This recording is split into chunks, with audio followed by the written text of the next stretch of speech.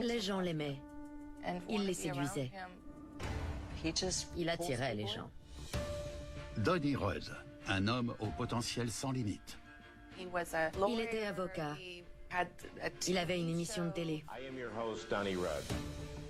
Au dire de tous, c'était un remarquable scientifique. Il avait un QI de génie. Il connaissait plein de gens célèbres. Il travaillait sur plein de choses importantes. On était attirés par son monde. Mais Donnie avait des secrets. Et c'est à ce moment-là qu'on a compris que quelque chose ne collait pas dans cette situation. Il a dit que quelqu'un voulait le tuer. Il avait les flics aux trousses. Qu'avez-vous pensé en apprenant qu'il était soupçonné dans une affaire de meurtre? Ça ne m'a pas surprise. Était-ce un meurtrier ou une tête brûlée? C'était une drôle de coïncidence. Maman a toujours dit avec Donnie, il n'y a pas de coïncidence. Tout cela pousse les gens qui l'ont croisé à se demander qui est Donnie Rudd? Je n'ai pas l'impression d'avoir eu affaire à un meurtrier. Je ne sais pas comment il fait, mais il est doué pour ça. Si je me fais embobiner, alors c'est vraiment un expert.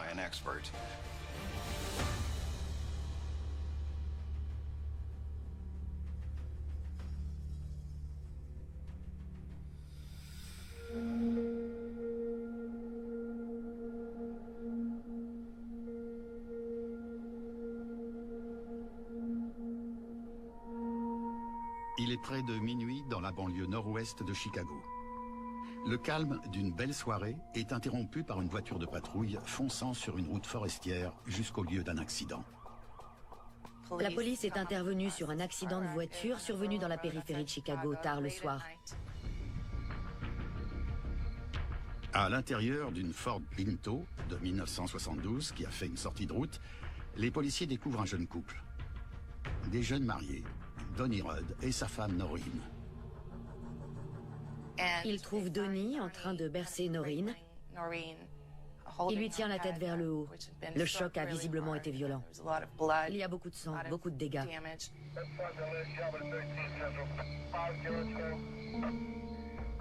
Donnie leur raconte ce qui s'est passé. Ils roulaient sur cette route à double sens. Une voiture a foncé sur eux et il a fait un écart pour éviter une collision frontale. Alors qu'il fait un écart, la portière côté passager, là où était assise sa femme, s'ouvre. Elle tombe du véhicule et il s'arrête. Au moment où il sort, il voit la tête de sa femme heurter une pierre. Et il montre une pierre recouverte de sang. Un policier tente un massage cardiaque sur Noreen. Elle ne réagit pas. Elle est grièvement blessée au niveau de la nuque. Son pronostic vital est engagé. La police conduit Noreen à l'hôpital.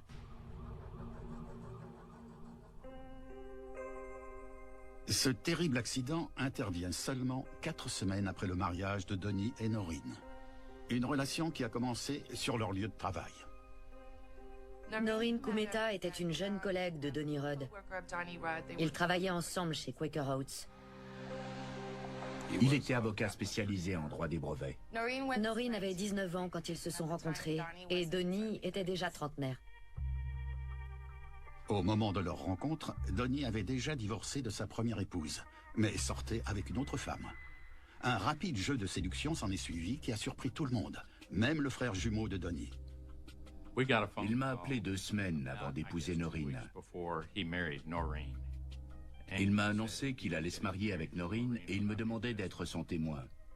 Elle avait les cheveux blonds bouclés, elle était mignonne. Elle était très gentille. Elle avait l'air d'une mariée comblée et je crois qu'elle était folle amoureuse. Mais ce qui semble être les prémices d'un mariage heureux prend une tournure tragique sur cette route à l'été 1973. Noreen a été conduite à l'hôpital et elle a succombé à ses blessures avant même d'arriver. Donnie enterre sa jeune épouse dans sa robe de mariée. Son avis de décès et sa pierre tombale sont presque les seuls endroits où figure son nom de femme mariée, Noreen Rudd. Je crois qu'ils ont été mariés 29 jours. On était tristes et on était choqués, mais surtout tristes parce qu'il avait perdu sa femme. La mort de Noreen, âgée de 19 ans, au cours d'une soirée de l'été 1973, est bien sûr bouleversante. Pour Donnie Rudd, cet événement marque un tournant dans une vie de plus en plus couronnée de succès.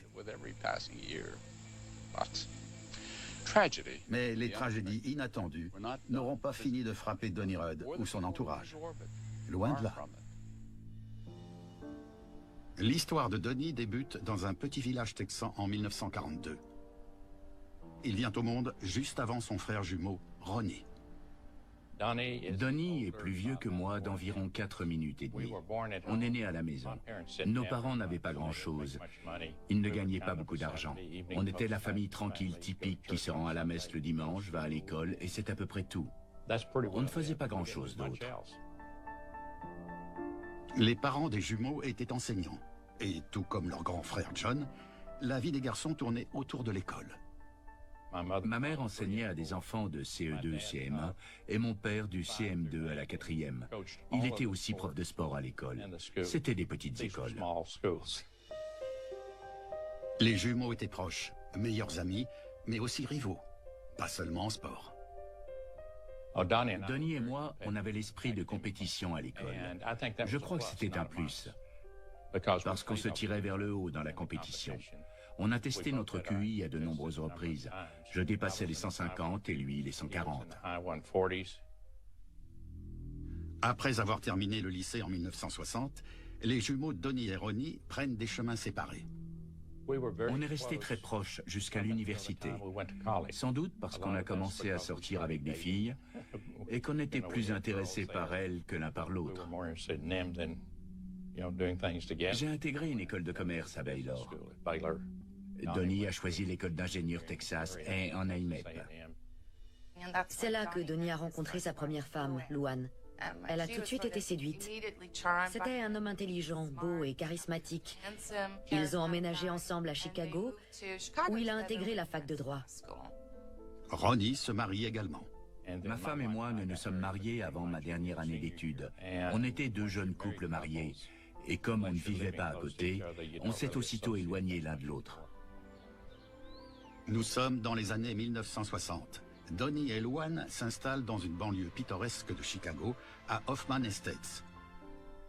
Ils ont 4 enfants, leur fille Teresa et la cadette. Et votre enfance?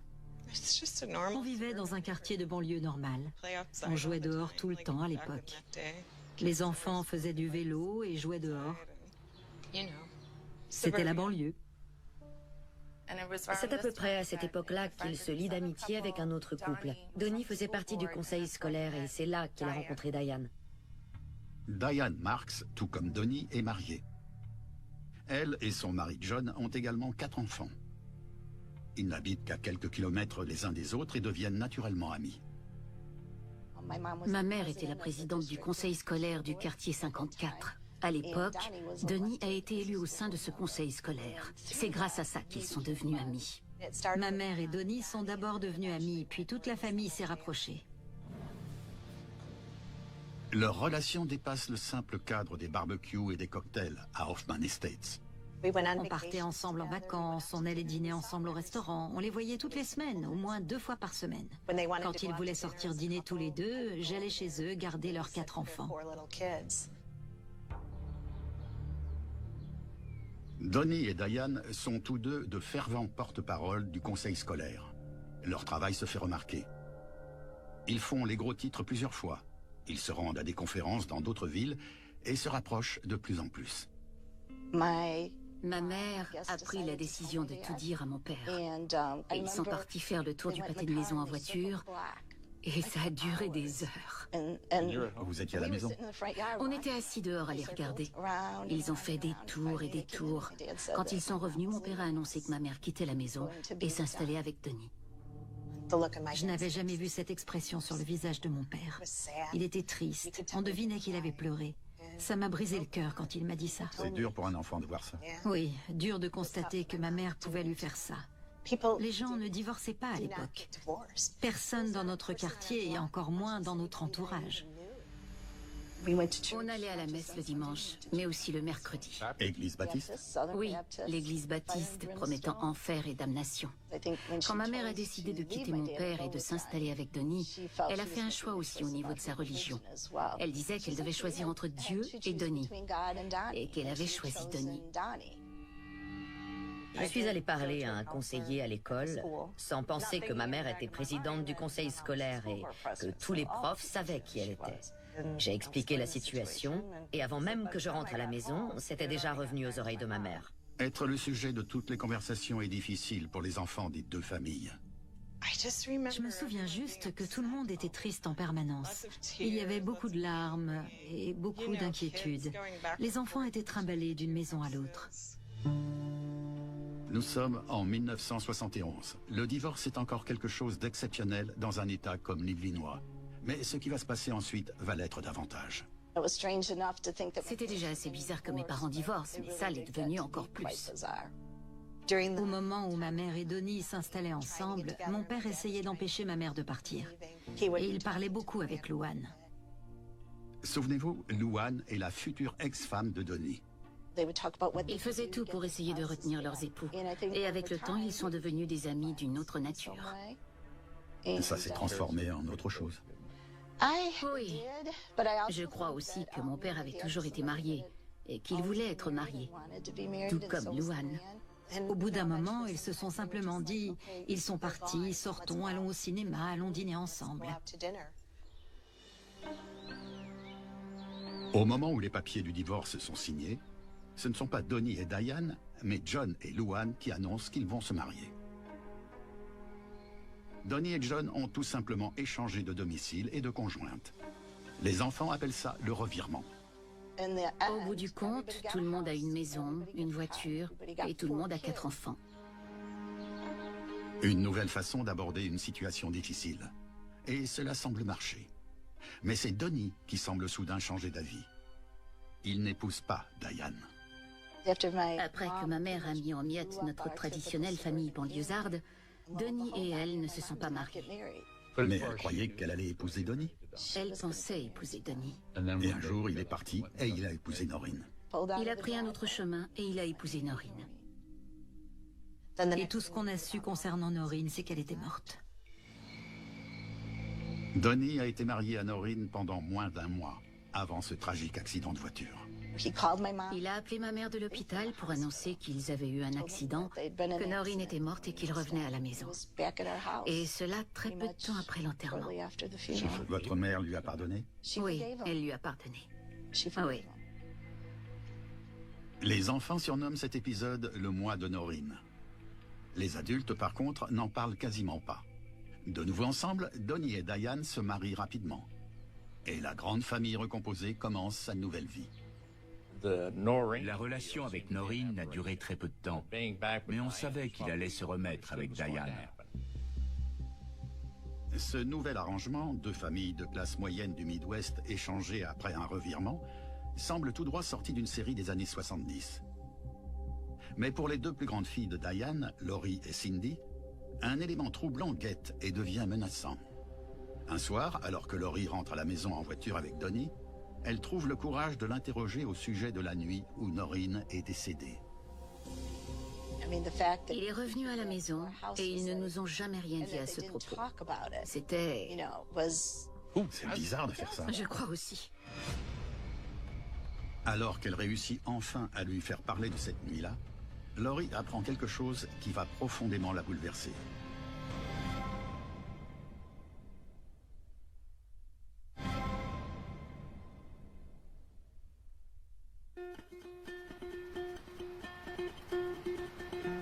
Au début des années 1970, la vie de Donnie Rudd a déjà connu plusieurs tournants dramatiques.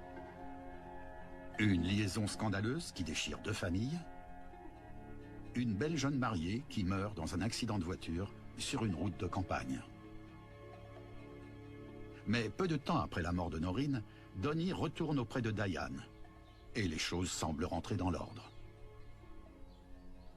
Si l'on oublie l'échange de femmes et la vie de 8 enfants partagés entre 2 maisons de banlieue. Tout ça est arrivé très soudainement, et il est revenu dans nos vies. Un soir, en voiture avec Donnie, la fille la plus âgée de Diane, Laurie, 16 ans, aborde le sujet tabou de la mort de Noreen. Elle apprend avec surprise de la bouche de Donnie que ce n'était pas un accident, mais une tentative de meurtre visant non pas Noreen, mais Donnie lui-même. Il a dit que quelqu'un l'avait pris en chasse, qu'il s'était arrêté, il était sorti de la voiture pour voir de plus près et était reparti. Et il a dit qui pourrait bien faire une chose pareille. Selon sa belle-fille, Donnie lui confie qu'à l'époque, il travaillait avec un procureur qui enquêtait activement sur des politiciens et des hommes d'affaires influents soupçonnés de corruption. Donnie était une source, ce qui faisait de lui une cible. Il aurait apparemment été victime d'une tentative de meurtre parce qu'il était indique dans une enquête pour laquelle il allait témoigner. On a essayé de comprendre qui était cette personne et pourquoi elle voulait tuer quelqu'un. Il s'agit d'une histoire troublante, mais qui semble véridique pour sa famille. Donnie participait à la vie politique locale. Dans le journal où est publié l'avis de décès de Noreen, sur la même page, apparaît un article évoquant les enquêtes de corruption qui ébranlent la région. Laurie confie que la révélation de Donnie sur la cause de l'accident n'est qu'une histoire parmi d'autres, qui faisait de Donnie un personnage important.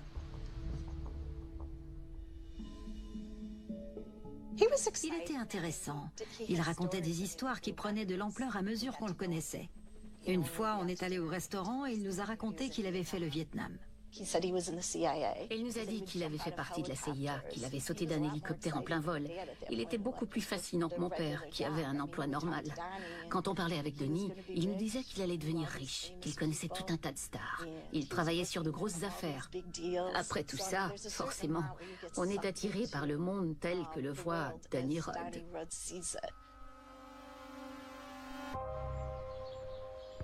Donnie n'est pas le seul à avoir de grandes ambitions.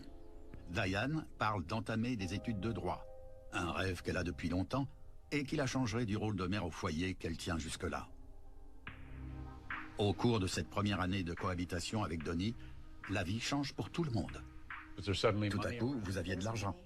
Oui, on avait de l'argent. On avait plein de cadeaux de Noël. Mais on avait aussi de drôles de cadeaux. Cette année-là, on nous a offert des singes à Teresa et à moi. Notre vie n'était pas encore assez chaotique. Il fallait rajouter un singe à tout ça. Donnie devient bientôt président du conseil scolaire de la ville. Mais en septembre 1974, les journaux locaux rapportent que Donnie a présenté sa démission en raison de problèmes de santé. Pendant ce temps, Donnie et Diane, qui sont mariés depuis maintenant 4 mois, décident d'organiser leur vie d'une manière tout à fait spéciale. Je crois qu'elle pensait qu'elle pouvait vivre avec Donnie et s'occuper de nous, les enfants. Elle a alors eu cette idée d'acheter 2 maisons mitoyennes. On avait 2 maisons mitoyennes, celle des enfants et celle des adultes. Comme ça, elle pouvait nous empêcher d'interférer dans ses affaires et dans sa vie à lui, tout en restant assez proche pour qu'elle puisse assumer son rôle de mère et nous surveiller. C'était amusant au départ de vivre dans notre propre maison. On savait à quelle heure maman allait se coucher et la fête pouvait alors commencer.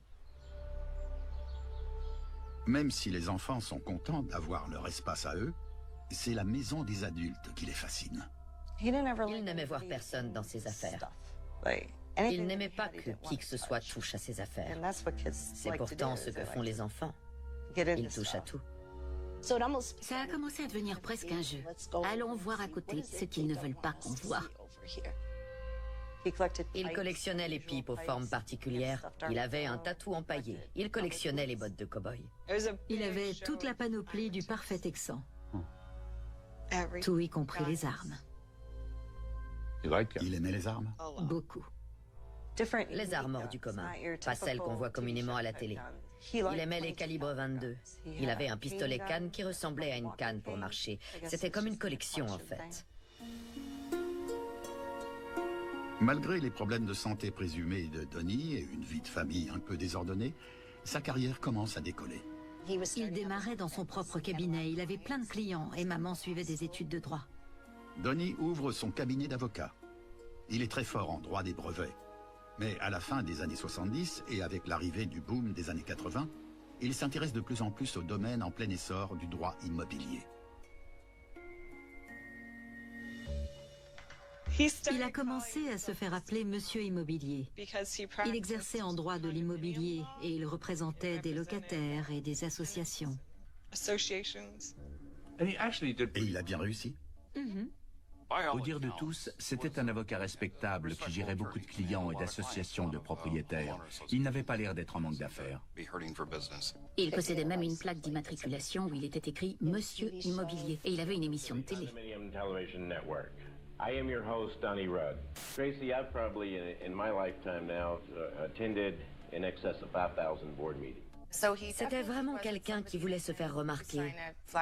Il cherchait toujours l'attention.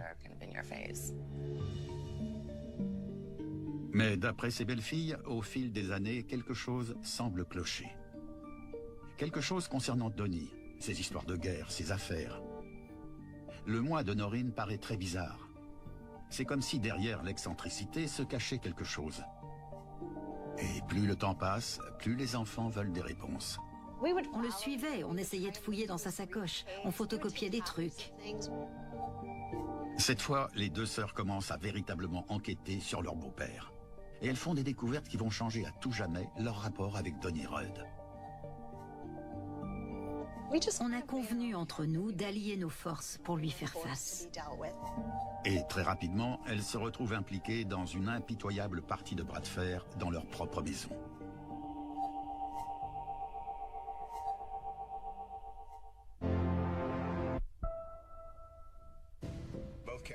Dans ces deux affaires, le mobile et la situation étaient différents. Mais à chaque fois, au centre de tout, il y avait un vieux puits. Quand on demande à ses enfants de cacher les preuves, on est vraiment une raclure. Beaucoup de vies ont été impactées. C'était tellement injuste. Mémoire de détective, ce soir à 21h sur ID.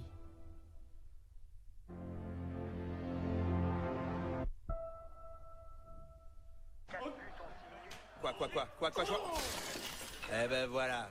Avant de changer de table basse, commencez déjà par changer d'équipe. Sur le bon coin, déposez et vendez rapidement. Téléchargez l'appli.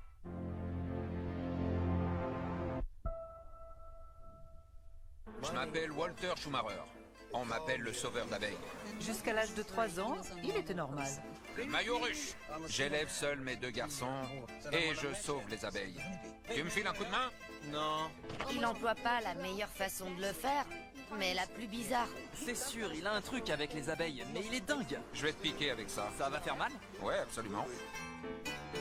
SOS Sauveur d'abeilles, tous les vendredis à 20h45 sur Discovery Channel. Le football universitaire, c'est comme la messe. Ça renforce notre communauté. On n'imaginait pas qu'il puisse arriver quelque chose de grave dans notre monde. Il y a un tueur parmi nous. C'est quelqu'un qui était jaloux de ses exploits sportifs. La plupart des victimes étaient des cheerleaders. Quand la police l'a interrogé, il a déclaré « La saison est foutue ». Ce n'est pas un simple meurtre, c'est un assassinat. Prolongation meurtrière, tous les vendredis à 21h sur ID. Les problèmes ici, ça manque pas. Toute seule, j'y arrive pas. Il va falloir... bosser. Pas facile de vivre à la dure. Mais avec l'aide de la famille Rainy, les rêves sont bâtis pour durer. Ça change la donne? Non, ça change la vie. Habitation en péril, tous les dimanches à 20h45 sur Discovery Channel.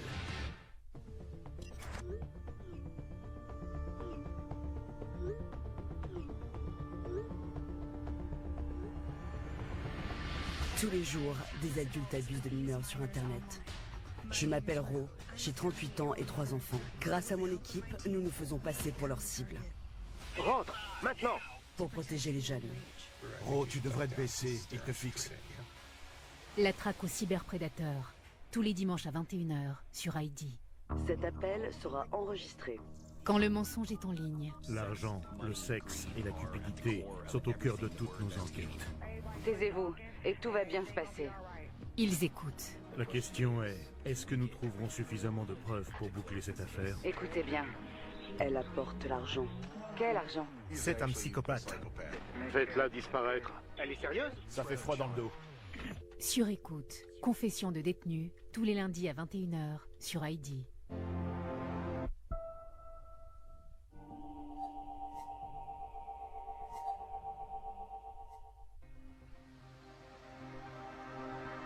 Dans les années 70, les familles Rudd et Hart entretiennent des relations familiales pour le moins particulières. Les deux épouses ont changé de foyer. Les enfants vivent dans une maison mitoyenne de celle de Donnie et Diane. Ils ont des singes comme animaux domestiques. Tout cela dans une tranquille banlieue de Chicago. Et un homme, un avocat influent surnommé Monsieur Immobilier, est au centre de tout ça. Mais lorsque les belles-filles de Donnie Rudd interrogent Luann, la première épouse de Donnie, sur certaines histoires qu'il leur a racontées, elle confirme leurs soupçons. Donnie leur a menti. On lui disait, Donnie fait partie de la CIA. Et Luann répondait, il n'a jamais fait partie de la CIA. Je l'ai épousé juste après le lycée. Luann nous regardait et nous disait, il n'a jamais fait la guerre, je l'aurais su. Donc on entendait deux sons de cloche. Vous avez eu un genre de prise de conscience? Oui, une prise de conscience. Les choses n'étaient pas toujours telles qu'il les racontait. À ce moment-là, ma mère a vu qu'il y avait des incohérences et elle a compris qu'il y avait beaucoup de mensonges dans ce qu'il disait. Mais leur mère, Diane, soutient son mari. Les filles doivent accepter qu'il occupe désormais une place dans leur vie. Donnie faisait partie de notre vie, c'est pour ça qu'on l'a accepté. Mais on s'est tenu à l'écart et on lui a jamais fait confiance. Malgré la certaine liberté d'avoir des maisons séparées, les enfants de Diane se heurtent de plus en plus à leur beau-père. Ils affirment que Donnie fait appliquer une discipline bien à lui. Vous avez commencé à avoir des échanges particuliers. Comment vous appelleriez ça? C'était comme une guerre. C'était presque devenu le clan des enfants contre celui de Donnie. C'était une sorte de bataille permanente avec lui, surtout. Mais de quel genre? Par exemple, si je laissais la fenêtre ouverte, il mettait de la colle pour qu'on ne puisse pas l'ouvrir. Si on laissait la cuisinière allumée, il confisquait les boutons de la cuisinière. Il mettait de la colle dans nos poches, de nos jeans par exemple, s'il nous en voulait. C'était pas forcément grave, mais il faisait toujours des trucs qu'on avait beaucoup de mal à prouver. Mais c'était un adulte. Oui. Qui faisait ça à ses belles-filles. Tout à fait. Et vous, comment vous répliquiez? On prenait sa brosse à dents pour écurer les toilettes. Ou on cachait ses affaires. C'était des petites choses. Mais on voulait vraiment lui faire comprendre qu'il n'aurait pas la satisfaction de faire de nous des victimes. Finalement, d'après elle, les frasques à répétition passent à un niveau supérieur. Une fois, j'avais mis ma télé à l'étage pour la regarder. Ma mère m'a dit, Glory, après ça, n'oublie pas de remettre ta télé dans ta chambre. Mais je l'ai oublié à l'étage et j'ai entendu un grand fracas. Il avait pris une masse et il avait défoncé la télé. On aurait aimé vous proposer la version de Donnie Rudd, mais il a refusé nos demandes d'interview. D'après Cindy et Laurie, c'est au moment de cette guerre silencieuse contre Donnie que leurs soupçons se sont transformés en petite enquête. On en est arrivé à un point où on voulait toujours avoir une preuve de tout. S'il disait quelque chose, on essayait de vérifier ce qu'il avançait, de découvrir si c'était vrai ou pas. Ça doit être étrange de vivre avec un homme à qui l'on fait si peu confiance. Les filles ont peur que Donnie puisse encore avoir une maîtresse. Et dans le dos de leur mère, tout comme il a agi avec Noreen. À ce moment-là, on a essayé de préserver notre mère. Bien sûr. On voulait préserver notre famille. On a pensé que l'histoire ne s'arrêtait pas là. Et c'était le cas. Laurie a trouvé la mallette et me l'a montrée, alors on a regardé à l'intérieur. Il gardait des photos de son mariage avec Noreen. C'était la première fois que je voyais une photo de Noreen. C'était une belle jeune femme blonde. Elle était appuyée contre lui. J'ai vraiment eu un choc en voyant ça. Il y a autre chose dont vous vous souvenez? Il y avait des dossiers. Il était avocat, il gardait des dossiers sur tout, donc on les a feuilletés pour essayer de comprendre qui elle était et comment c'était arrivé, parce qu'on ne voulait pas que ça se reproduise. Les filles tombent sur toute autre chose.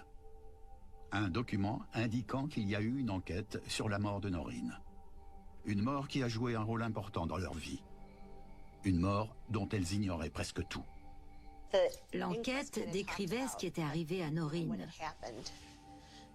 Je crois que Donnie avait dû témoigner devant quelqu'un avant qu'il ne classe ça comme un accident. La mort de Noreen a été qualifiée d'accident. Mais les belles-filles de Donnie se demandent tout de même pourquoi il a gardé tous ces documents dans sa mallette. Et maintenant qu'elles ont vu les photos de mariage, elles sont hantées par les images de l'épouse décédée de Donnie. La vie continue pour la famille. Laurie quitte la maison pour aller à la fac et Cindy et son frère la suivent peu après. J'avais envie de m'enfuir. Les gens vont sûrement dire « Tu avais ta propre maison, alors pourquoi tu es parti quand tu as eu 18 ans ?» Mais j'étais encore beaucoup trop près de Donnie Rudd.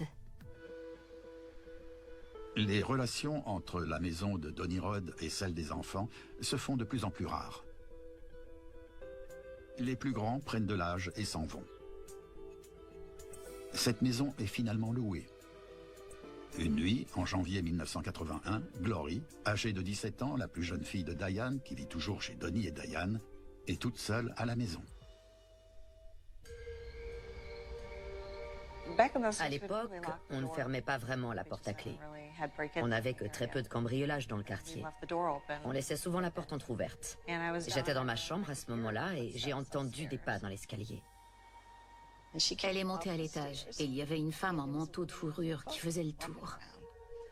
Elle m'a regardée et elle m'a dit un truc du genre « Qui es-tu et qu'est-ce que tu fais là? Tu es la femme de ménage? C'est la maison de Donnie. » Alors j'ai répondu « Non, je suis la belle-fille de Donnie. » Et elle a répondu « Je suis la fiancée de Donnie. » Et j'ai vite compris que c'est lui que j'avais pris sur le fait. Glory m'a appelée. Je n'habitais déjà plus à la maison. Elle m'a dit « Écoute ça ». Et j'ai entendu les pleurs de cette femme. Elle m'a dit « Tu ne vas jamais croire qui est ici. » Devine qui est ici. Tu ne vas jamais le croire. Elle a fait « La fiancée de Donnie est ici. » J'ai répondu « Quoi? La fiancée de Donnie? » Il était marié à votre mère. Il était marié à notre mère. Elle a débarqué là-bas, elle a fait un tour et elle a raconté qu'ils avaient prévu de se marier. Il lui avait dit qu'il faisait des travaux dans la maison et que c'était pour ça qu'elle ne pouvait pas venir. Donc elle était venue pour jeter un œil. Elle savait qu'il n'était pas là. Alors elle avait décidé de venir sur place jeter un œil. Wow. Et elle est tombée sur Glory.